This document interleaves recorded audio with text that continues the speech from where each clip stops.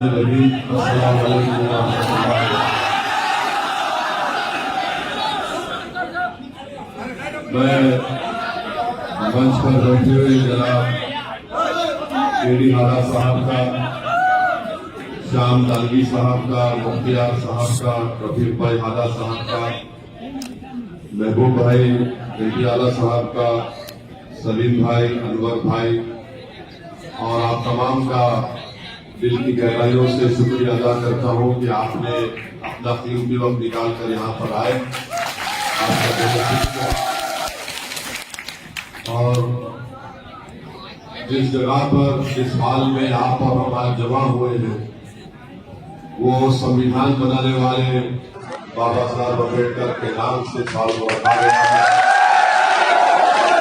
تو میں آپ کو صرف یہی پیغام دینے آیا ہوں کہ ہمارے بھارت کو آزاد ہو کر 75 سال ہو چکے ہیں، اور ہمارے وطن عزیز میں سنویدھان جو بابا صاحب امبیڈکر نے ہم کو بنا کر دیا ہے، سنویدھان تو بابا صاحب امبیڈکر نے بنا دیا، مگر سنویدھان بنانے کے بعد بابا صاحب امبیڈکر اور ان کے تمام ساتھیوں نے آنے والی نسلوں کے لیے ایک پیغام دیا کہ اگر تم کو اس سنویدھان سے فائدہ حاصل کرنا ہے، اس سنویدھان کو بچانا ہے، تو بابا صاحب امبیڈکر نے اور ہمارے بزرگوں نے ہم کو یہ پیغام دیا کہ اگر تم یہ چاہتے ہو کہ وطن عزیز میں تم کو مساوات ملے، تم کو انصاف ملے، بھائی چارگی تم کو حاصل ہو،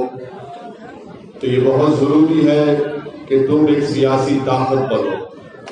تو میں آپ کو یہ اپیل کرنے آیا ہوں کہ ہم راجستھان میں مجلس اتحاد المسلمین کو شروع کیے ہیں۔ میں آپ سے درمندانہ اپیل کرنے آیا ہوں کہ آپ ہمارا ساتھ دیجیے، اس پارٹی کو مضبوط بنائیے، اس پارٹی کے ممبر بنیے، اس پارٹی کے سنگٹھن کو مضبوط کریے، آپ اس کی ذمہ داری کو لیجیے۔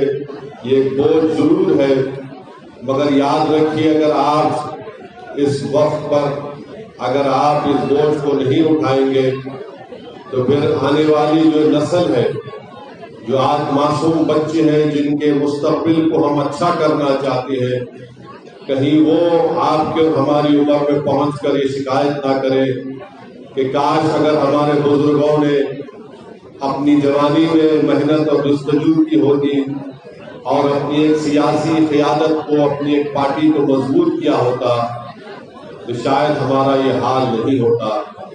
میرے عزیز دوستوں، بزرگوں، ہمارے دیش میں اور راجستھان جیسے اتنے بڑے پردیش میں بہت ضروری ہے کہ دلت ہو، آدیواسی ہو یا السنکھیک سماج مسلمان ہو، آپ جب تک اپنی ایک سیاسی لیڈرشپ کو نہیں بنائیں گے، آپ میری بات کو لکھ کر رکھ لیجئے کہ آپ سے کبھی انصاف نہیں ہوگا۔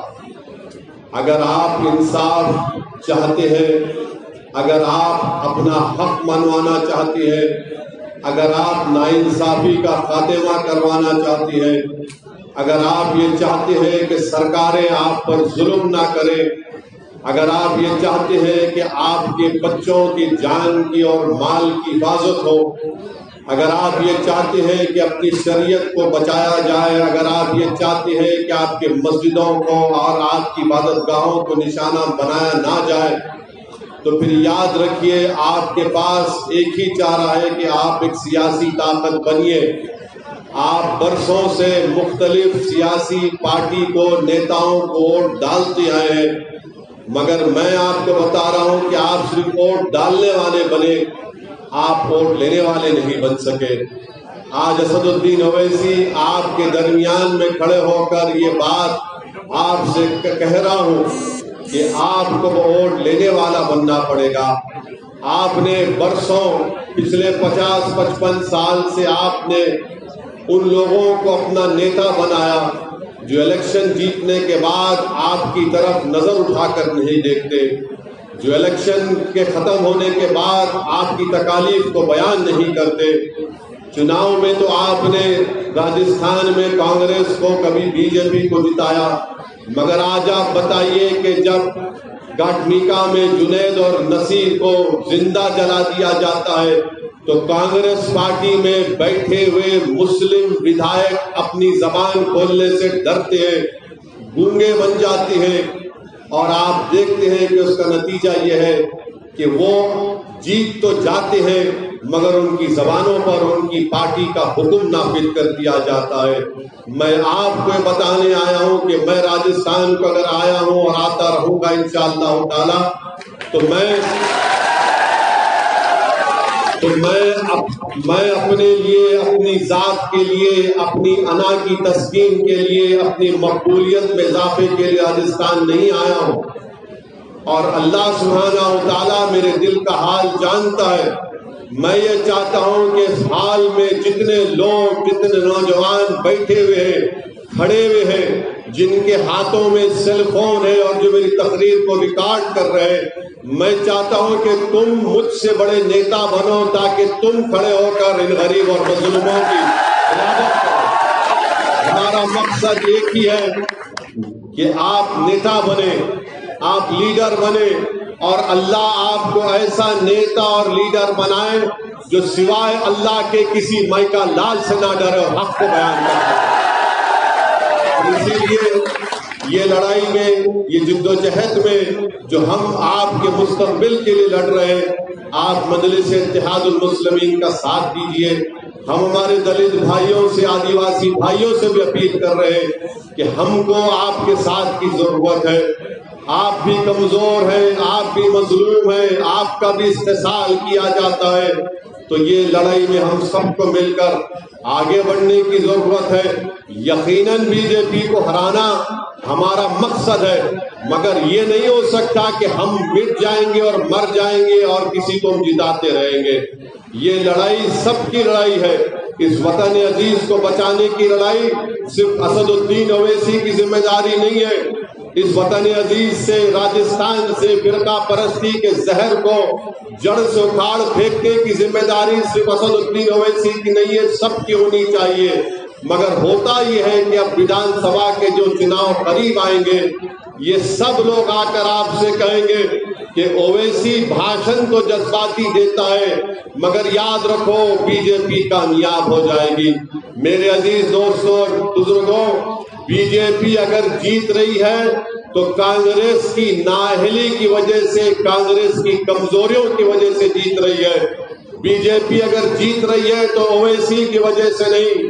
میں ہر جگہ کہہ رہا ہوں، آج بھی کہہ رہا ہوں، اگر کوئی یہ کہتا ہے کہ اویسی کی وجہ سے بی جے پی جیت رہی ہے تو تم راجستھان میں کوئی ایک ایسا وقت اور جگہ بتا دو، میں اکیلے آنے تیار ہوں، مگر 5 منٹ میں تم میری گفتگو اور سچائی کا سامنا نہیں کر پاؤ گے۔ اگر آج بھاجپ اقتدار پر ہے تو کانگریس اور یہ نام نہاد سیکولر پارٹیوں کی وجہ سے ہے۔ میرے عزیز دوستوں اور بزرگوں، نوجوانوں، میں آپ سے اپیل کر رہا ہوں کہ آپ کو آگے بڑھنا ہے۔ یہ آپ کی لڑائی میں، آپ کو ہمارا ساتھ دیجیے۔ میں بزرگوں سے اپیل کر رہا ہوں کہ آپ مجلس کا ساتھ دیجیے۔ آپ کو بتا رہا ہوں، صرف 2 باتیں آپ کے سامنے رکھ کر اپنی بات کو مکمل کر لوں گا۔ میں 4 مہینے پہلے جے پور کو آیا تھا اور جے پور میں وہاں پر ہم نے کہا تھا کہ راجستھان میں الپ سنکھیک سماج کا بجٹ 99 کروڑ ہے اور اشوک گہلوٹ کی سرکار الپ سنکھیک سماج اور مسلمانوں سے انصاف نہیں کر رہی ہے۔ میڈیا نے لکھا اشوک گہلوٹ اور کانگریس کی سرکار پریشان ہوئی۔ ہم نے ایک بیان دیا تو 4 مہینے کے بعد بجٹ میں الپ سنکھیک سماج کا 99 کروڑ سے بڑھا کر 400 کروڑ کر دیا گیا۔ آپ دیکھیے کہ اگر آپ لیڈر بنیں گے، آپ ایک سیاسی طاقت بنیں گے، اس سے آپ کا ہی فائدہ ہے۔ تو جو لوگ کہہ رہے ہیں کہ اویسی کے آنے سے نقصان ہوگا، ہاں نقصان ظالموں کا ہوگا، فائدہ مظلوموں کا ہوگا۔ نقصان طاقتور لوگوں کا ہوگا اور فائدہ کمزوروں کا ہوگا انشاءاللہ تعالی۔ جب گھاٹمیکا میں جنید اور نصیر کو زندہ جلا دیا گیا تو مجھے جمیل خان نے کہا کہ صاحب آپ کو آنا پڑے گا، پیڑت پریوار سے ملنا پڑے گا۔ میں حیدرآباد سے نکلا اور سیدھا گھاٹمیکا پہنچا اور جنید کے گھر کو پہنچا. میں نے مطالبہ کیا، ڈیمانڈ کیا کہ راجستھان کے مکھیہ منتری کیوں نہیں جاتے وہاں پر ملنے کے لیے جنید اور نصیر کے پریوار سے. ہم نے کئی مرتبہ کہا تو ہم نے مجبور کر دیا مکھیہ منتری کو کہ وہ جے پور سے اب نکل کر جنید اور نصیر کے گھر کو جا کر ان کے گھر والوں کو پرسا دیتی ہے. آپ یاد رکھیے، آپ مجلس کا ساتھ دیجئے، آپ دیکھتے جائیے کہ کیسے کیسے اچھی تبدیلیاں آپ کے درمیان میں آئیں گی. میں ایک رپورٹ عنقریب میں مجلس اتحاد المسلمین 26 مارچ کے بعد ایک رپورٹ آپ کو پیش کرے گی. اس رپورٹ میں ہم یہ بتائیں گے کہ راجستھان میں مسلمانوں کا تعلیمی موقف کتنا خراب ہے. اس رپورٹ میں ہم یہ بتائیں گے کہ راجستھان میں مسلمان آدیواسیوں کے بعد سب سے زیادہ غریب ہے. اس رپورٹ میں ہم یہ بتائیں گے کہ راجستھان میں سب سے زیادہ اگر اسکول کے باہر کسی کے بچے ہیں تو مسلمانوں کے بچے ہیں. اس رپورٹ میں یہ بتائیں گے کہ سب سے زیادہ اگر کم بچے ہمارے گریجویٹ ہیں تو مسلمانوں کے ہیں. اس رپورٹ میں بتائیں گے کہ صحت کے میدان میں جو بچے کمزور پیدا ہوتے ہیں اس میں سب سے زیادہ نمبر مسلمانوں کا ہے. یہ پورا ڈیٹا سرکار کا ہے، وہ رپورٹ آپ تک پہنچے گی. اس رپورٹ کو پڑھیے. یاد رکھیے ہمارا مقصد ایک ہی ہے کہ بھارت کو مضبوط بنانا ہے. اور بھارت مضبوط کیسے ہوگا؟ جب بھارت کی کمزور جنتا، جب بھارت کی غریب جنتا، جب بھارت کا وہ نوجوان جو بے روزگار ہے اس سے انصاف ملے گا. اور ان تینوں باتوں میں سب سے زیادہ اگر کوئی کمزور ہے تو آدیواسی، دلت اور مسلمان ہے. یہ ہماری لڑائی کا مقصد ہے. میں کبھی کسی مذہب کے خلاف تھا، نہ کبھی رہوں گا انشاءاللہ تعالی.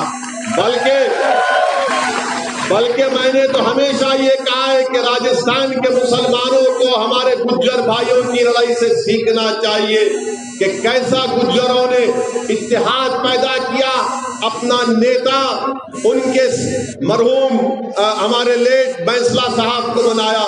جاٹوں کو دیکھو، راجپوتوں کو دیکھو، دوسری برادریوں کو دیکھو. مگر آپ کا معاملہ یہ ہے، دلتوں کا معاملہ یہ ہے کہ ہم جذبات میں بہہ جاتے ہیں. جذبات کو زندہ رکھیے مگر جذبات کو صحیح راہ پر لے کر جائیے. جس طرح دوسری برادریوں نے اپنے ہوش اور جذبات کو سامنے رکھ کر اپنی تکالیف اور اپنی مشکلوں کو حل کیا. کب تک ہم کسی کے ہاتھ میں کھلونا بن کر استعمال ہوتے رہیں گے؟ کب تک ہم کسی کے پیروں کا فٹ بال بنیں گے؟ کب تک ہم کو RSS سے ڈرایا جائے گا؟ اب ہم کو نہ RSS سے ڈرنا ہے، نہ ظالموں سے ڈرنا ہے. یہ دیش سب کا ہے، یہ دیش کسی ایک مخصوص فرقے کا نہیں ہے. یہ دیش میرا بھی ہے. اس دیش کا سمویدھان بنانے والا امبیڈکر نے کہا کہ اس دیش میں سب برابر ہیں، کوئی بڑا نہیں، کوئی چھوٹا نہیں. مگر ہم کو جب تک ہم جدوجہد نہیں کریں گے، اپنے حق کے لیے آگے نہیں بڑھیں گے، ہم سے کوئی انصاف نہیں کرے گا. یاد رکھو نوجوانوں، اگر تم نعرے لگا کر سمجھتے ہو کہ تم کو انصاف کر دیا، انصاف ملے گا، نہیں ملے گا. یاد رکھو میرے بزرگوں، اگر آپ اپنے آنکھ میں آنسو بہا کر سمجھیں گے کہ دنیا میرے آنکھ سے بہتے ہوئے آنسو کو دیکھ کر میری آنے والی نسل سے انصاف کرے گا. یاد رکھو دنیا تمہارے آنکھ کے آنسو دیکھ کر تم کو کمزور سمجھے گی. یاد رکھو میری عزتدار ماں اور بہنوں کہ رونے اور دھونے سے کچھ نہیں ہوگا. میں تم کو پیغام دینے آیا ہوں میرے عزیز دوستوں اور بزرگوں، بالوترا کی جنتا کو پیغام دینے آیا ہوں جنہوں نے ہم کو جنہوں نے ہم کو 50 سال رلایا، اب ہم ان کو رلائیں گے انشاءاللہ تعالی. جنہوں نے ہمارے خوابوں کو چکنا چور کیا، ہم ان کے سیاسی خوابوں کو چکنا چور کریں گے. جنہوں نے ہم کو ڈرا ڈرا کر ہمارا استعمال کیا، اب ہم ڈر کی بنیاد پر نہیں، امید کی بنیاد پر کام کریے. اسی لیے میرے عزیز دوستوں اور بزرگوں، بس یہی باتیں میں آپ کو کہنا چاہ رہا تھا. ابھی ہم کو بتایا گیا کہ کوئی ستپال تنوار صاحب ہے، بھیم سینا کے، ان کو راجستھان کی سرکار نے راجستھان کی حکومت کے خلاف بولنے پر ان کو اریسٹ کر لیا۔ میں یہ پوچھنا چاہتا ہوں کہ اگر کسی کے خلاف بولتے ہیں تو اریسٹ کیوں ہوتے ہیں؟ اریسٹ کیوں کرتے آپ؟ ارے دیش کا سنویدھان ہے، میں مودی کے خلاف بول سکتا ہوں پارلیمنٹ میں، یہاں پر بولوں گا، میں گہلوٹ کے خلاف بولتا تھا، بولوں گا۔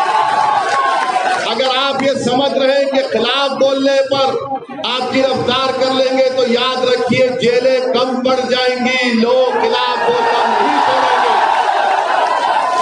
بہرحال میرے عزیز دوستوں اور بزرگوں، آپ کا بہت شکریہ۔ آپ مجلس کو مضبوط کریے انشاءاللہ تعالی۔ اللہ کا شکر ہے کہ مجھے آنے کا موقع ملا۔ آپ تمام کا بہت شکریہ۔ میں دوبارہ آؤں گا۔ السلام علیکم ورحمۃ اللہ وبرکاتہ۔